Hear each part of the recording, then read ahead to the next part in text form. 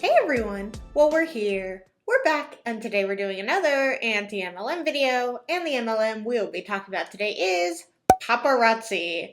Paparazzi Accessories is just that, an accessories company. They sell mainly jewelry such as necklaces, earrings, rings, bracelets, all for a $5 price tag. And the video we will be watching today is how to succeed in our paparazzi business. What is the secret to ranking up, to finding team members, to selling our $5 jewelry? We just have to know. All right, with all of that said, let's get started. Hey guys, I am a fashionista with Paparazzi Accessories, and I get a ton of messages wanting to know what is the secret to hitting elite or becoming successful in this business. Joining the MLM shortly after it is created. Usually if you are one of the first to join in the MLM, a lot of people haven't heard about it, so they're unaware. They're maybe more interested in the products because they're new and exciting and everyone flocks to it. It's very, very common. So I think that's the secret. The secret is you have to get in at the beginning. And the truth is, there is no secret, but I will tell you. I mean, I think I just told it. But of course, that's a secret that you can't really tell people who are just getting in years later, because that doesn't benefit them. There is a pretty good formula or plan. I do gotta say, okay, well, one, all of those pieces of jewelry, that is so many, but her color organization is very nice, very, very lovely. And I also want to let you guys know, if I look stiff or if I move weird or if I wince in pain, I slept on my neck rock the other night and it hurts so bad. So I'm trying to not like move around too much. It doesn't hurt too bad right now, which is nice. So hopefully I can get through this video without wincing in pain once, because I have been doing that all day. That we used that helped propel our team very, very, very quickly. So somebody years ago, about 2 years ago, challenged me with what's called the 35 no's. And I didn't know anything about it before. And so I feel like it would be super beneficial to a lot of consultants to understand this concept, grasp it, and to use it, because it propelled us so fast. We didn't even know what to do with ourselves. So here's what it is. So this person challenged me personally and said, I want you to go through your friends list, go through your contact list, and invite people to host a party, invite people to join your team, and don't stop doing that until you get 35 no's. Hard, solid no's. Not maybe later, or right now is not a good time. That's not a no. Someone that says, I'm not interested, I don't want your product, I don't like your jewelry, I don't want to be a part of your team. It had to be a hard no. Here's the thing about this that I don't like, because then this creates individuals who become annoying. You know, they're like, well, you didn't say no, you said maybe, or you said at a later time, so I'll just keep bugging you until you eventually tell me no. A lot of people will say maybe, or, you know, just at a later date as a way of saying no without saying no, without being mean, because a lot of people don't like confrontation, you know, and just saying, no, I don't like your products is rude. I mean, it could be honest, and a lot of people are honest, but I think a lot of people don't feel comfortable just saying, no, I hate your products, leave me alone. I think they're just like, oh, thank you for thinking about me, you know, right now it's not a good time, and they're really meaning like never is a good time, but by saying right now is not a good time, I don't have the money, I don't have the time, you know, maybe later, they're hoping you forget about them. But in MLMs, they write your name in a notebook and they don't forget about you. So I thought naturally this was going to be pretty easy to achieve.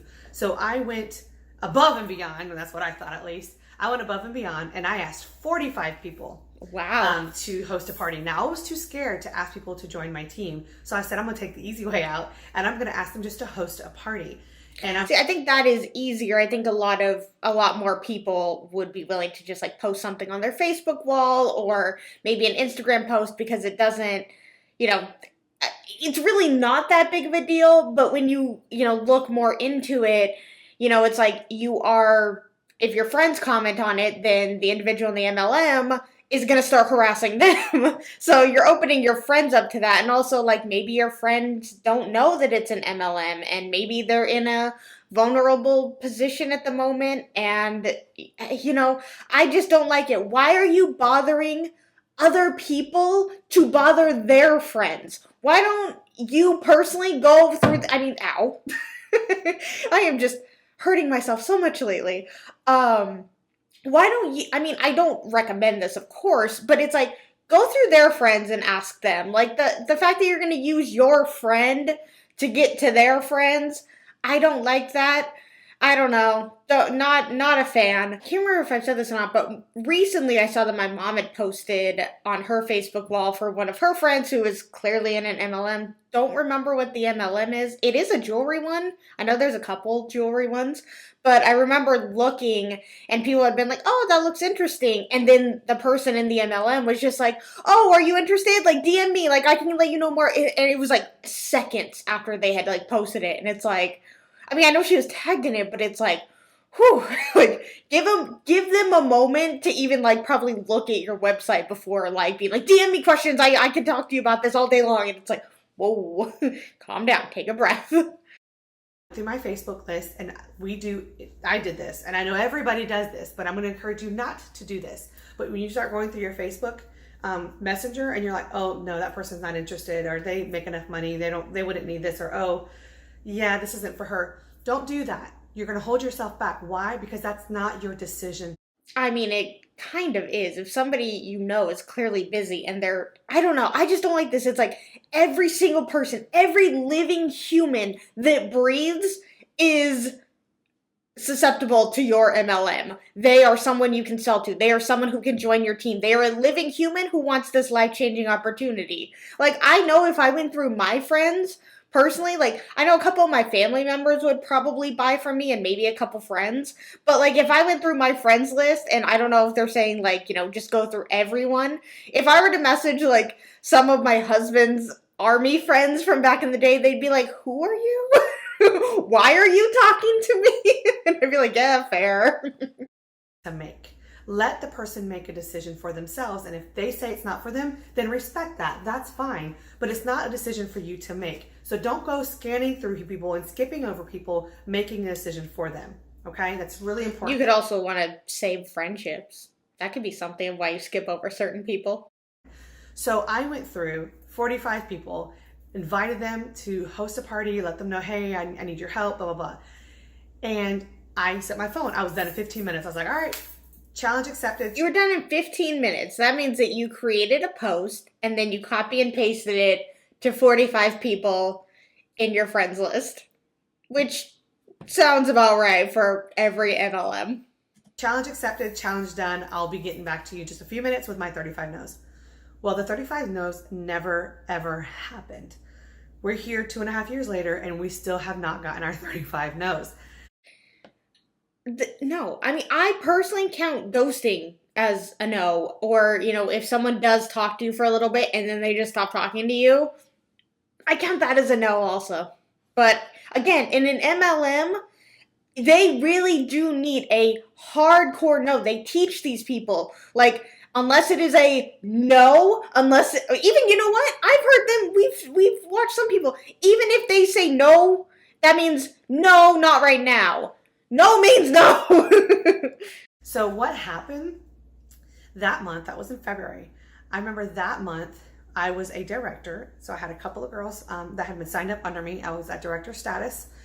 And we ended up booking so many parties that month. Within 20 minutes, my inbox was blowing up with, yeah, sure, I'll host a party. Sure, no problem. Oh, I would love to. That's so cute. People wanting to support me, people wanting to be a part of what I was doing. And again, it also depends on her lifestyle, how many people she knows in real life, how many friends she has, because someone who doesn't have a lot of friends, somebody who is, a stay-at-home mom of maybe 2 to 3 kids, they don't get to get out as much, especially, this was pre-pandemic, so not going to falter too much, but especially in today's time, it's a lot harder to be making friends. And so you may not know 35 people to be able to get 35 straight no's. And then that's when you start reaching out to strangers who you don't even know. And then that's when you really get ghosted because people are like, who are you? Why are you talking to me? What is this? I'd gone on Facebook Live already, but I just hadn't gotten any hostesses. So before I knew it, instead of hearing a lot of no's, I was getting a lot of yeses. And before the end of the month, I literally had every single day booked for hostesses, and I had more parties than I knew what to do with. I had more people watching, new customers joining. Every time somebody hosts a party, they bring a whole new set of customers to your show that would never watching before. And when I did that, it brought new eyes to see what I was doing. And it made people see, this girl's selling money. This girl's selling some jewelry.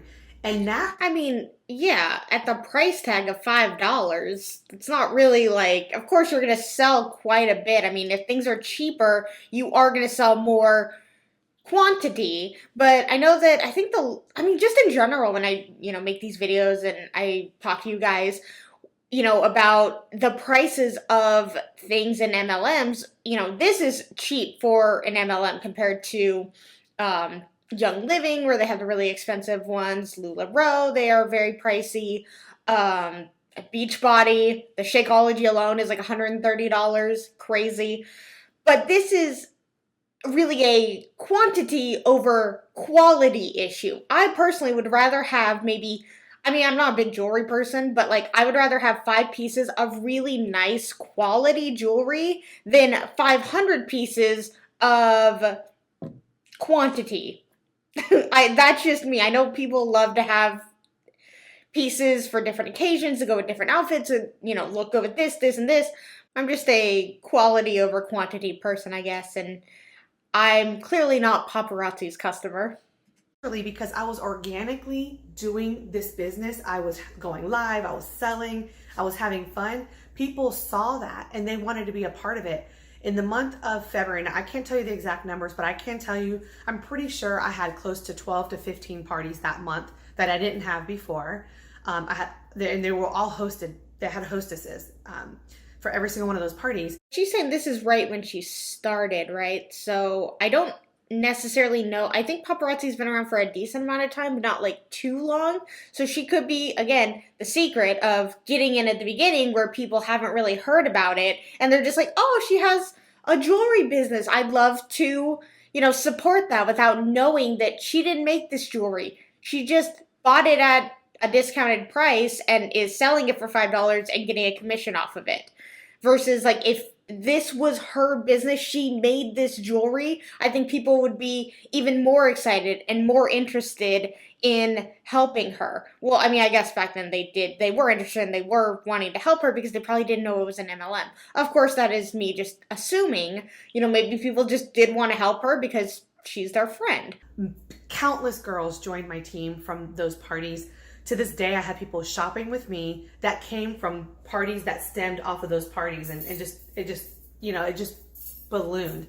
So one of the really important things that I took away from it was, number one, not that many people said no. A few people said no, or a few people said it was not right now, but I made sure to write that down, and later on I messaged them. See, they just write your name in a notebook. They didn't say no, so it's a potential maybe in the future. And again, a lot of people just say, not right now, it's not a good time, I don't have the money, as a way of letting them down without maybe making them feel bad. I said, hey, is now a good time? Yes, now is a great time. And I went ahead and scheduled their party. This is also her experience. Every experience is going to be different. Saying that I've never gotten 35 no's I want to know if somebody else who is signing up today, if they reach out to 35 people, is anyone saying yes? Is anyone saying okay? Is anyone actually getting back to them? Again, for me, a ghosting, that's a no. I'm not going to keep messaging them and being like, hey, are you interested? Hey, you haven't gotten back to me. I was just wondering if you were still interested. I could not bother someone like that, because clearly if they're not talking to me or they're giving me half answers, I'm like, okay, I can take the hint. But no, not in MLMs. It's bother, bother, bother, and feed, get in there, feed it into them, keep reminding them about this opportunity until they join or they hate you. It got me out of my own way. It made me realize it's not so scary to hear the word no. The people that said no to me, I was like, okay, well, thanks for letting me know. And I moved right along. But I was so scared to hear those no's before. It conditioned me and it trained me to be okay with hearing the word no and not to take it personally. Remember, this is a business. Don't take things personally. This is a business, and you need to make decisions like you are a business owner, because that's what you are. And so You're not a business owner. You are a salesperson for Paparazzi. There is a total difference. So I share this with my team, and I do this training for other teams because it's really, really powerful. If you get out of your own way and let other people make the decision instead of you making the decision for them, you will see a huge difference in your sales, in your hostesses, in your parties, in your team recruiting. It's really the key to a lot of what's holding you back. So just to recap: message, message, message. Text people, call them, ask your neighbors, got to open up your mouth. Once I completed this challenge, I was in that month, I ranked to the very next rank, which was Premier Director. And this is your experience. This is kind of also assuming that every experience is going to be the same. If you reach out to 35 people, and let's say only, which I think is a lot of people to reach out to personally, and let's just say 3 of them are a hardcore no, and you go back to your upline, you say, okay, reach out to 35 people, and 3 of them said no, and 1 of them said yes. They're like, okay, well, that's 3 no's, keep going. And I'd be like, wait, okay, that's a lot of people to message. You could message 100, 200 people before you get 35 no's, because most people will just ignore you. Stayed at that rank for I think 2 or 3 days, and I went straight through to the next one, which is Executive Director. So which again, even the ghosting can get into people's minds. Like, I do agree that if you in real business, taking constructive criticism of maybe your product isn't up to par, and taking notes and changing things and tweaking things and always improving is good. But in a paparazzi business, you can't tweak the product. The product is there. You can't change it. You can't, charge $10 more if you want to make more of a profit.